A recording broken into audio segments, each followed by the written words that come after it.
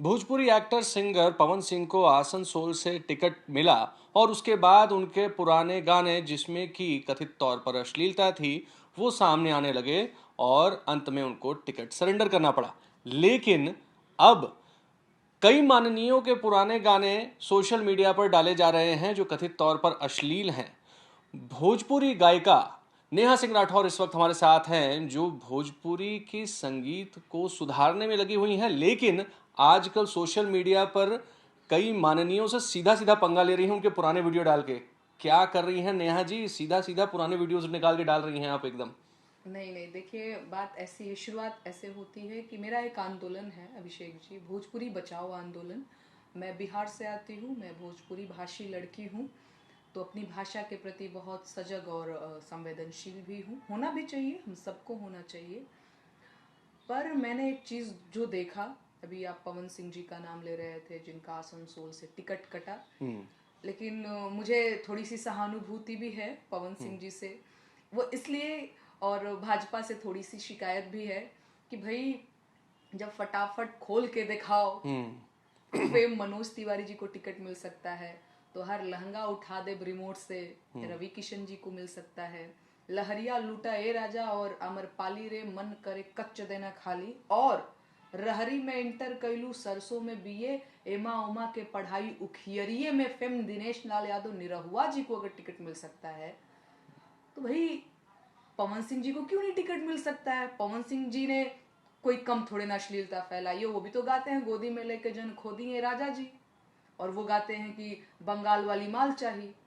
तो भाई मुझे लगता है कि पवन सिंह जी को भी टिकट मिलना चाहिए था। और भाजपा का अगर ऐसा ही है कि जो जितना गंदा गाएगा उसको उतना जल्दी टिकट मिलेगा, तो पवन सिंह जी की टिकट कटनी नहीं चाहिए थी मेरे ख्याल से। उनको भी इलेक्शन लड़ना चाहिए था। उनके साथ बड़ा वो ठीक बात नहीं हुई, भेदभाव हो गया। भेदभाव हो गया है। सेम पैरामीटर पे रखना चाहिए था सबको। एग्जैक्टली वो भी कोई कम गंद थोड़ी मचाए हैं भोजपुरी में। दूसरी चीज आपने कहा कि पुराने वीडियोस, तो सच बात ये है कि भाजपा जो कि नारा लगाती रहती है, या फिर ये लोग मनोज, आप पता नहीं बचे हैं थोड़ा सा माननीयों कह करके आप बच निकले हैं, लेकिन मैं बता देती हूँ ना, मनोज तिवारी जी के वीडियोस मैंने निकाले हैं जिसमें आपने अभी बताया कि आप भी पहले जो है हमारे मनोज तिवारी जी भी भभुआ के हैं, हम भी भभुआ के हैं, और आप भी भभुआ से माइग्रेट होकर के जगदीशपुर गए, अभी आपने बताया। तो भोजपुरी तो आती होगी आपको जी। भोजपुरी मुझे भी आती है, भोजपुरी मनोज तिवारी जी को भी आती है। अब जब मनोज तिवारी जी गाना गाते हैं कि कब, मुझे नहीं शर्म है ये बात कैमरे पे कहने में, जब ये ऐसे लोग संसद की शोभा बढ़ा रहे हैं, तो मुझे ये कहने में कोई हर्ज नहीं है कि मनोज तिवारी जी गाना गाते हैं कब देबू कहाँ देबू लेवेला बानी तैयार। ये सांसद जी बोल रहे हैं। कब डाली कहाँ डाली डाले ला बानी तैयार, ये सांसद जी बोल रहे हैं। उसके बाद एक और गाना है उनका, कल परसों मैंने उसको अपलोड किया था। मैं देख रही थी कि भाई इनके क्या क्या कुकर्म हैं, क्योंकि आप जब वहां जाएंगे तो आपके कुकर्म पीछा थोड़े छोड़ेंगे महाराज। आप बेटी बचाओ बेटी पढ़ाओ का नारा भले ही लगा लेंगे, लेकिन बेटियों को, महिलाओं को आपने सिर्फ अपमानित ही किया है। दूसरी चीज, बबुनी के लागल बा शहर के हवा औरी पढ़ावा, कहानी के गौए में नौवा लिखावा औरी पढ़ावा। तो मनोज तिवारी तो पूरा कैंपेन कर रहे थे, पूरा मिशन मोड में थे कि लड़कियों को बाहर पढ़ने नहीं भेजने देना है, ये बेटी पढ़ाओ की बात करेंगे।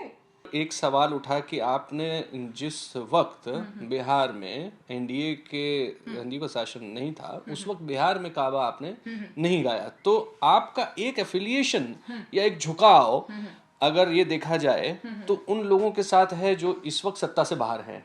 इस वक्त मैं आपको बता दे रही हूँ, आपको शायद सही जानकारी नहीं है, जब एनडीए गठबंधन था बिहार में नीतीश चाचा के साथ, तो मैंने जब राजद जो है विपक्ष में थी, मैंने गीत गाया बिहार में काबा रे रंगदारी बा रंगबाजी बा गारी बा मार बा गर्दावा।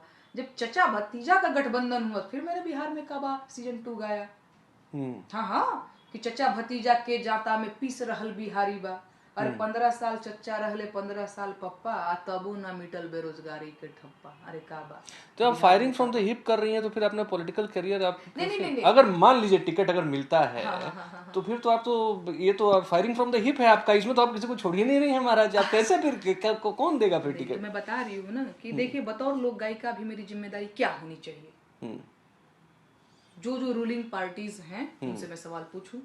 तो देखिए जिम्मेदारियां भी बदलती है। मुझे नहीं पता कि कल को मैं चुनाव लड़ रही हूँ या नहीं लड़ रही हूँ, ये मुझे नहीं पता। मतलब अभी जो मैं बात कर रही हूँ आज 19 मार्च 2024, तो मुझे नहीं पता है।